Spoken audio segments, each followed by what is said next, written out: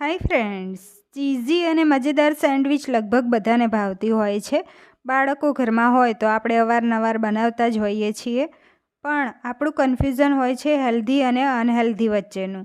તો આજે આપણે સુપર હેલ્ધી અને સુપર ટેસ્ટી સેન્ડવિચ બનાવીશું, જે તમે કોઈપણ જાતનું કન્ફ્યુઝન વગર બાળકોને ખવડાવી શકો છો।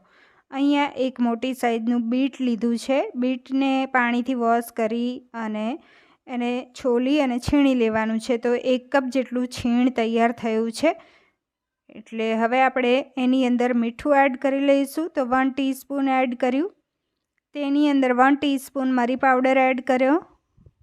અહીંયા અડધી ટીસ્પૂન જેટલો ઓરેગાનો, તેની અંદર અહીંયા 3 ટેબલસ્પૂન મેયોનીઝ લીધું છે। તો બહુ ઓછી સામગ્રી જોઈશે આમાં, અને છતાં પણ ટેસ્ટી બનશે। હવે 2 ટેબલસ્પૂન મારે દહીંનો મસ્કો જોઈએ છે। તો મેં કલાક પહેલાં આ રીતે દહીંને ગળણીમાં રાખી દીધું હતું અને નીચે આ રીતે કપ રાખી દીધો હતો। બધું પાણી નીકળી ગયું અને હવે આ દહીંને વાટકીમાં લઈ અને ફેટી લઈશ, એટલે 2 ટેબલસ્પૂન દહીં મારે જોઈએ છે એ તૈયાર થઈ જશે। દહીંનો મસ્કો મીન્સ, તો દહીંનો મસ્કો આપણે 2 ટેબલસ્પૂન આમાં એડ કરી લઈએ।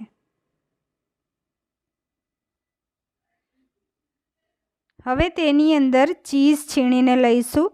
તો અહીંયા 2 ક્યુબ જેટલા હું લઈ રહી છું। તમારે જેટલા લેવા હોય, ઓછા લેવા હોય, વધારે લેવા હોય તો લઈ શકો છો।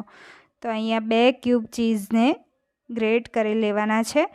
હવે અહીંયા ફ્રેશ લીલા ધાણા 3-4 ટેબલસ્પૂન એડ કરી લઈશું, અને 1/2 ટીસ્પૂન કરતાં થોડોક વધારે મેં અહીંયા ચાટ મસાલો એડ કર્યો છે। મિક્સ કરી લેવાનું છે।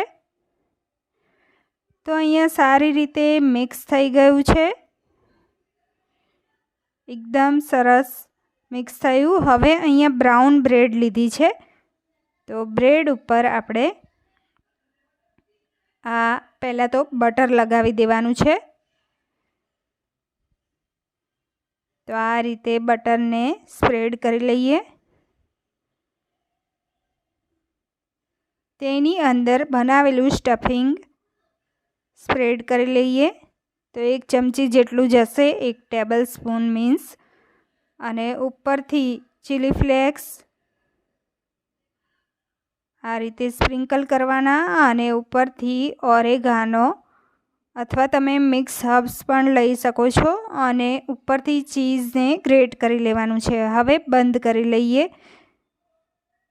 અહીંયા ગેસ ઓન કરીને તવા ઉપર નાની ચમચી બટર લીધું છે। તો 2 બ્રેડ આવી જશે।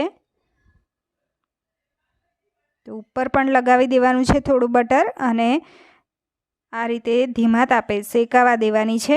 એક સાઈડ સરસ શેકાય એટલે પલટાવી દેવાની છે। બંને સાઈડ શેકી અને પછી ઉતારી લઈશું।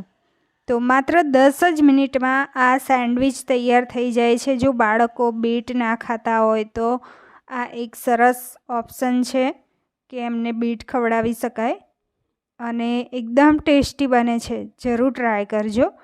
હવે આપણે કટ કરી લઈએ।